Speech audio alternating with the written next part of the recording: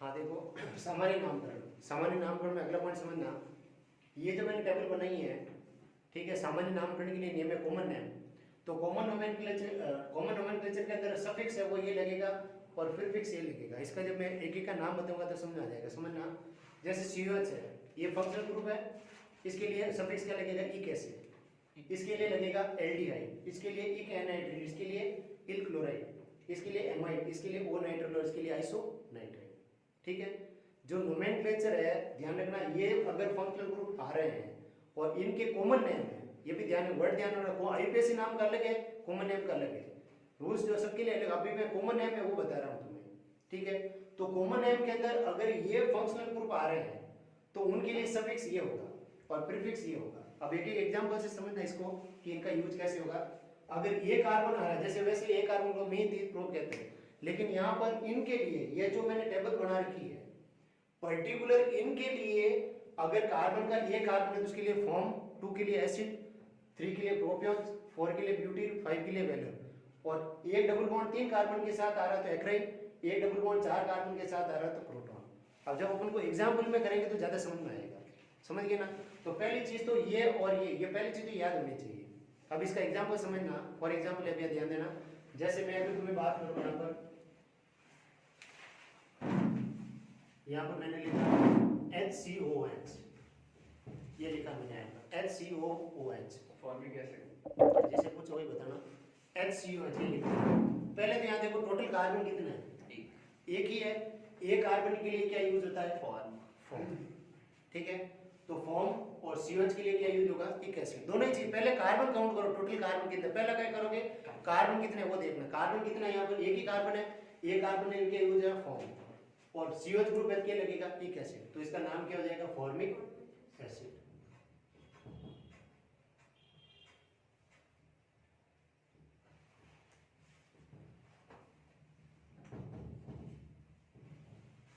अगर मैं यहाँ पर कहूँ CH3CHO,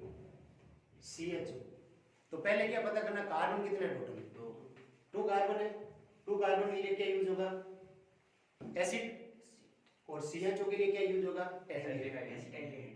तो क्या नाम हो जाएगा, एसिड एल्डिहाइड, इसका नाम हो जाएगा एसिड एल्डिहाइड। इंग्लिश में से छोड़ दो, एसिड एल्डिहाइड, हिंदी में लिखो। हर एक ही बात इंग्लिश, ऐसा मैं लिखता हूँ सही। हाँ तो कोई बात हिंदी में लिख दो।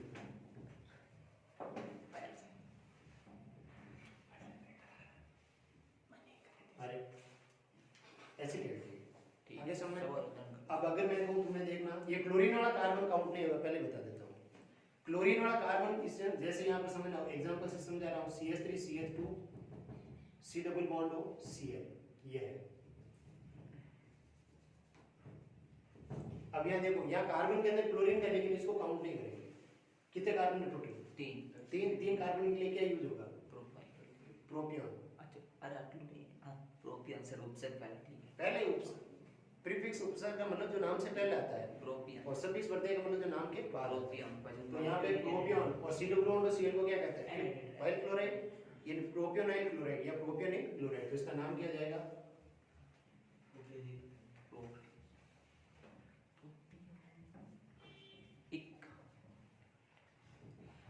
प्रोपियोनाइल क्लोराइड, हिंदी में कहेंगे प्रोपियोनिक क्लोराइड।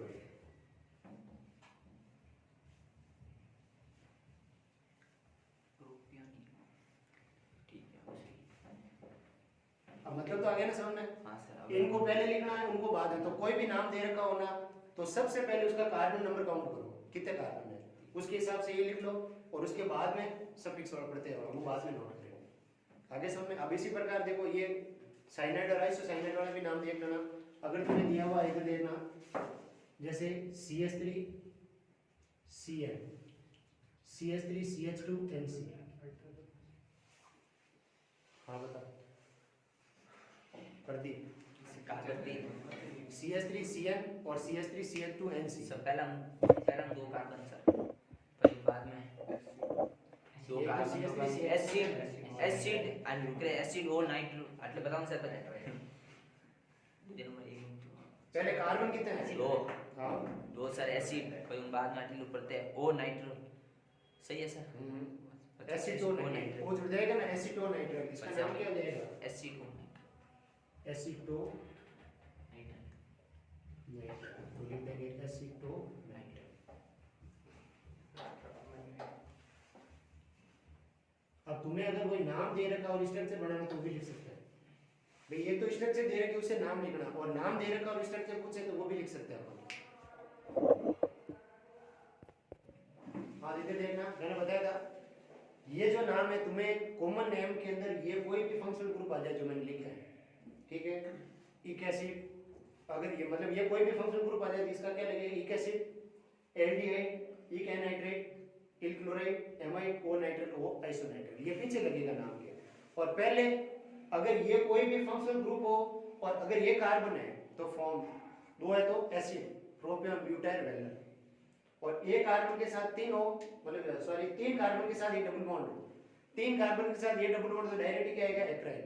और चार कार्बन के साथ डबल बॉन्ड हो तो क्या आएगा, प्रोटॉन। अभी दोनों के एग्जांपल भी बता रहा हूं, बहुत ही सिंपल है, ये टेबल याद होनी चाहिए बस कि one carbon form, two acid, three propion, चार ब्यूटाइल, फाइव वेलर। CH आ रहा तो एसिड, CH आ रहा तो एल्डिहाइड, फिर इक एनाइड्रेट, इल क्लोराइड, एमाइड, ओ नाइट्राइल और ओ आइसोनाइट्राइल। आगे समझ, ये नाम तुम्हें याद होने चाहिए। फिर इनके अंदर यूज ये पहले बाद में, लेकिन कॉमन नेम के लिए आईपीएस के लिए अलग रूल्स है, ध्यान रखना। तो अभी दोनों के एग्जांपल मैं बता रहा हूं, देखना। अब ये इसमें देखो, अब ये तीन कार्बन के साथ एक डबल बॉन्ड आ रहा है, और जब तीन कार्बन के साथ एक डबल बॉन्ड आता है तो क्या यूज होता है, एक्राइल। और इधर देख, और इधर देख, तीन कार्बन के साथ एक डबल बॉन्ड हो तो ये डबल बॉन्ड होगा तो क्या था, एक्राइल। और पीछे क्या लगेगा, एक एसिड, तो इसका नाम क्या हो जाएगा, एक्राइलिक एसिड। हिंदी में कहेंगे एक्रिलिक एसिड। अब यहाँ चार कार्बन के साथ एक डबल बॉन्ड है, चार मतलब ब्यूटी है रावण की है। अरे चार कार्बन के साथ डबल बॉन्ड आ गया ना, प्रोटॉन। क्रोटॉन वो फॉर्म में से डब नहीं लगेंगे, हाँ, प्रोटॉन। चार कार्बन के साथ डबल बॉन्ड आ गया सीधे प्रोटॉन लगेगा। अच्छा proton, proton aldehyde. Okay sir, proton aldehyde, हाँ वही है। अच्छा यूं है भाई, ओके सर। हाँ इसमें देखना, ये एनाइड्रेट वाला है, इसका नोमेनक्लेचर थोड़ा सा अलग है, देखना। ये जो बीच वाला ऑक्सीजन दे रखा है ना, इसकी इसके दोनों तरफ के कार्बन काउंट करो, इधर भी दो कार्बन है उधर भी दो कार्बन है, बराबर है, बराबर है, तो अपन एक तरफ के कार्बन नहीं काउंट करेंगे, टोटल चार कार्बन काउंट नहीं करेंगे। इधर भी दो है उधर भी दो है, ठीक है। तो दो कार्बन के लिए क्या आता है, एसिड, तो पीछे क्या लग जाएगा, इक एनाइड्रेट, तो इसका नाम क्या हो जाएगा, एसिटिक एनाइड्रेट। यूं है कहीं जनीस तो मैं बोल नहीं, क्या नाम हो जाएगा, एसिटिक एनाइड्रेट।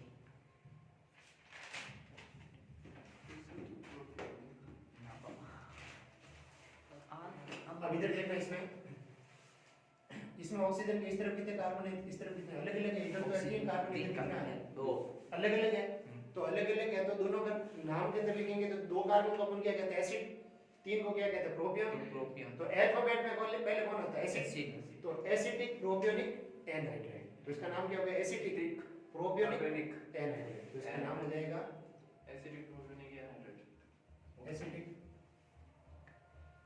समझ में आया कुछ propionic, like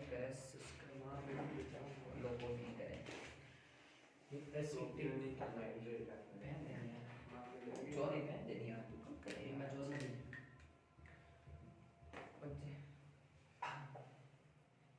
acidic propionic anhydride. Video मत सर, अच्छा बड़ा है एसिटिक प्रोपियोनिक एनहाइड्राइड। इधर देखो, अगर ऑक्सीजन के दोनों तरफ बराबर कार्बन है, इधर देखो, इधर भी दो कार्बन है, इधर भी दो कार्बन है, तो अपन दो कार्बन को ही काउंट करेंगे, दो कार्बन को अपन क्या कहते हैं, एसिड, तो एसिटिक एनहाइड्राइड। अब इधर तो है तीन कार्बन, इधर है दो कार्बन, तो दोनों को काउंट टोटल नहीं करेंगे, दो का तो लिख देंगे एसिटिक, तीन का लिख देंगे प्रोपियोनिक। तो अल्फाबेट में पहले कौन आ रहा है, इंग्लिश वाला अल्फाबेट देखेंगे, एसिटिक प्रोपियोनिक एनहाइड्राइड। आगे समझ में। अब इसका नाम बताना क्या होगा, जिससे पूछो मैं बताना,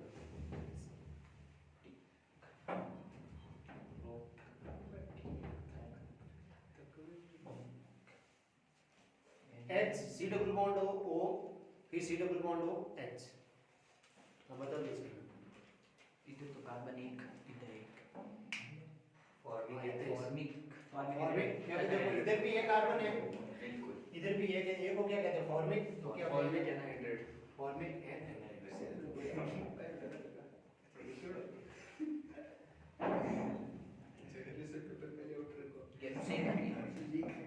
गैल्यूसेक का नियम पढ़ा है।